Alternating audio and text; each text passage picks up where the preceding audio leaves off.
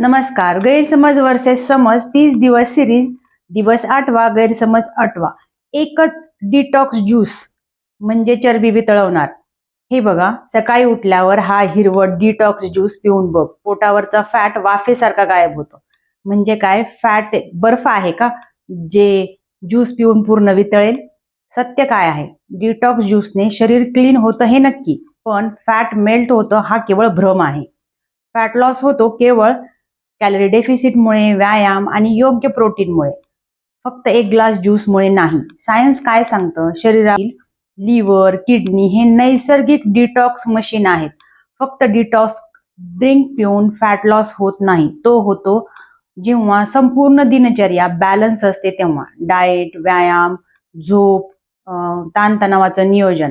Fat लॉससाठी डिटॉक्सपेक्षा discipline महत्वाचं.